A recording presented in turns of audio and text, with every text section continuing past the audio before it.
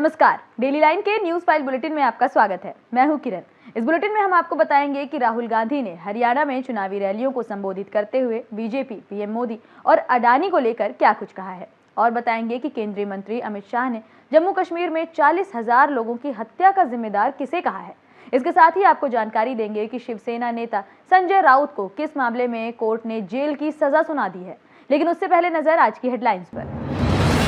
राहुल गांधी ने हरियाणा में की 2 रैलियां, बीजेपी और पीएम मोदी समेत अडानी पर साधा निशाना, कहा ये बांटने का काम करते हैं। जम्मू कश्मीर में जमकर गरजे अमित शाह, फारूक अब्दुल्ला और नेहरू को बताया 40,000 लोगों की हत्या का जिम्मेदार, कहा ये फिर से लाना चाहते हैं आतंकवाद। मानहानि मामले में संजय राउत को कारावास की सजा, कोर्ट ने 25,000 रुपए का लगाया जुर्माना। डॉक्टर किरीट सोमैया की शिकायत पर अदालत ने ठहराया दोषी। कोलकाता रेप मर्डर केस में सीबीआई का बड़ा खुलासा, कहा पुलिस ने गलत तरीके से बनाए डॉक्यूमेंट्स, बदले गए कुछ records. Bengaluru Mahalakshmi murder case के मुख्य आरोपी ने की सुसाइड, उड़ीसा में पेड़ से लटकता मिला शव, डायरी में लिखा कबूलनामा।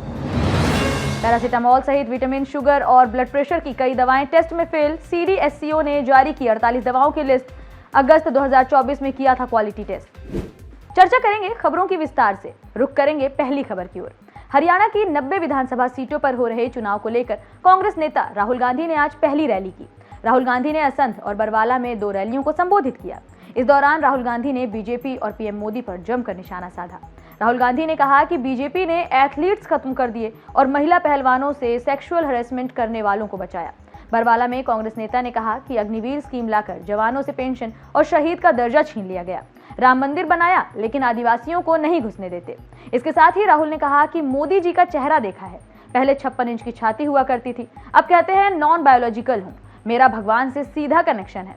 राहुल ने आगे कहा कि वो घबरा गए हैं, तभी उल्टी सीधी बातें बोल रहे हैं। करनाल में राहुल गांधी ने कहा कि हिंदुस्तान की सरकार को 90 लोग चलाते हैं, इनमें 3 दलित हैं, जबकि होने कितने चाहिए 45। बजट कितना संभालते हैं, ये हिंदुस्तान की बड़ी सच्चाई है, ये बांटने का काम करते हैं। मीडिया वाले 24 घंटे लगे रहते हैं, एक जात को दूसरी जात से लड़ा दो, अडानी जी को बचा दो। बढ़ेंगे अगली खबर की ओर। जम्मू कश्मीर विधानसभा चुनाव के तीसरे चरण के लिए चुनावी अभियान शुरू हो चुका है। इसी कड़ी में गृह मंत्री अमित शाह ने आज चेनानी और उधमपुर में 2 रैलियों को संबोधित किया।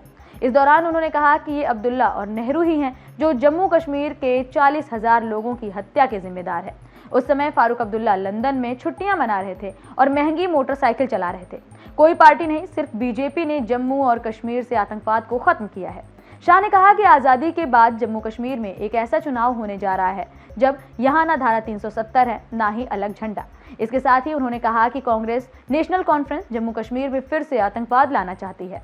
आतंकवाद को हम पाताल तक दफन करके ही दम लेंगे। रुख करेंगे अगली खबर का। शिवसेना यूबीटी नेता संजय राउत को मानहानि के मामले में कारावास की सजा सुनाई गई है। मुंबई की मेट्रोपॉलिटन अदालत ने डॉक्टर मेधा किरीट सोमैया की दायर मानहानि की शिकायत पर उन्हें दोषी ठहराया है।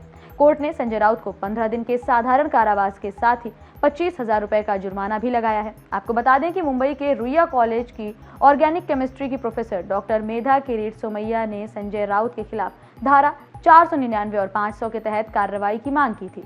इससे पहले संजय राउत ने डॉक्टर मेधा किरीट सोमैया और उनके एनजीओ युवा प्रतिष्ठान पर 100 करोड़ रुपए के शौचालय घोटाले का आरोप लगाया था। रुख करेंगे अगली खबर का। वाईएसआरसीपी के प्रमुख और आंध्र प्रदेश के पूर्व सीएम जगन मोहन रेड्डी भगवान वेंकटेश्वर के मंदिर जाने का ऐलान कर चुके हैं। वो 28 सितंबर को भगवान वेंकटेश्वर के मंदिर में विशेष अनुष्ठान करेंगे। तिरुपति प्रसादम में एनिमल फैट मिलाए जाने के आरोपों के बीच जगन मोहन रेड्डी ने मंदिर जाने का ऐलान किया है। उनके इस ऐलान के बाद टीडीपी ने कहा कि उन्हें एंट्री तभी मिलेगी जब वे मंदिर के उस घोषणा पत्र पर साइन करेंगे जिसमें लिखा हो कि उन्हें भगवान बालाजी पर विश्वास है। पार्टी का आरोप है कि इतने सालों में वे साइन किए बिना ही मंदिर में गए हैं। दूसरी तरफ तिरुमाला तिरुपति देवस्थानम में मिलावटी घी देने वाली तमिलनाडु की एआर डेयरी के खिलाफ शिकायत दर्ज करा दी गई है। वहीं अब ये मामला एसआईटी को भी सौंपा जा सकता है। बढ़ेंगे अगली खबर की ओर। हल्के बुखार और पेन किलर के तौर पर ली जाने वाली पैरासीटामोल समेत 53 दवाएं क्वालिटी टेस्ट में फेल बताई जा रही हैं। इनमें विटामिन, डायबिटीज और ब्लड प्रेशर की दवाओं के अलावा एंटीबायोटिक्स भी शामिल हैं। देश की सबसे बड़ी drug regulatory body central drug standard control organisation ने टेस्ट में फेल हुई दवाओं की एक लिस्ट जारी की है। सीडीएससीओ की इस लिस्ट में कैल्शियम और विटामिन D3 सप्लीमेंट्स, शुगर और हाई ब्लड प्रेशर की दवाएं शामिल हैं। इसके अलावा बच्चों के लिए बैक्टीरियल संक्रमण के इलाज के लिए दी जाने वाली कई एंटीबायोटिक का भी नाम इसमें शामिल है। रिपोर्ट के मुताबिक इन दवाओं को नो स्टैंडर्ड क्वालिटी घोषित किया गया है। आपको बता दें कि CDSCO ने अगस्त 2024 में 53 दवाओं का क्वालिटी टेस्ट किया था, लेकिन 48 दवाओं की ही लिस्ट जारी की गई, क्योंकि 53 में से 5 दवाइयां ऐसी हैं जिनको बनाने वाली कंपनियों ने कहा कि ये उनकी दवा नहीं बल्कि बाजार में उनके नाम से नकली दवाइयां बेची जा रही हैं। इसके बाद उन्हें लिस्ट से हटा दिया गया।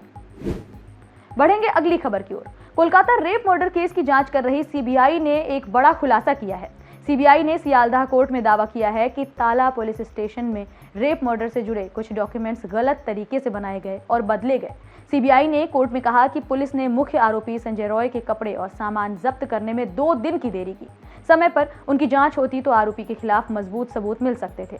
CBI ने ताला पुलिस स्टेशन के CCTV फुटेज जांच के लिए सेंट्रल फॉरेंसिक साइंस लेबोरेटरी भेजे हैं। वहीं CBI अब मुख्य आरोपी संजय रॉय, मेडिकल कॉलेज के पूर्व प्रिंसिपल संदीप घोष और ताला पुलिस स्टेशन के प्रभारी अभिजीत मंडल के बीच कनेक्शन तलाश रही है। CBI इन तीनों के बीच किसी आपराधिक साजिश की जांच कर रही है। इस बीच कोर्ट ने संदीप घोष और अभिजीत मंडल की CBI हिरासत 30 सितंबर तक बढ़ा दी है। रुक करेंगे अगली खबर का। बेंगलुरु के महालक्ष्मी मर्डर केस के मुख्य आरोपी ने सुसाइड कर ली है। उसका शव उड़ीसा के भद्रक जिले के एक गांव में बुधवार दोपहर फांसी के फंदे से लटकता मिला। पुलिस के मुताबिक मृतक का नाम मुक्ति रंजन रॉय है। मौके से पुलिस को एक डायरी भी मिली है जिसमें उसने महालक्ष्मी का मर्डर करने की बात कबूली है। महालक्ष्मी और मुक्ति रंजन रॉय साल 2023 से एक दूसरे को जानते थे और रिलेशनशिप में थे। दोनों ही एक मॉल में जॉब करते थे।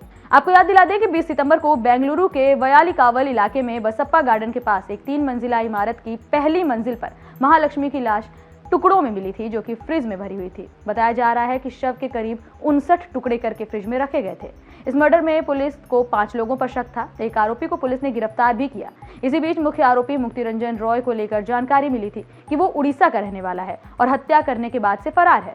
पुलिस मुक्ति रंजन रॉय की लोकेशन ट्रैक कर रही थी और जल्द ही उसे पकड़ने वाली थी, लेकिन इसी बीच उसने बुधवार को अपनी जान दे दी।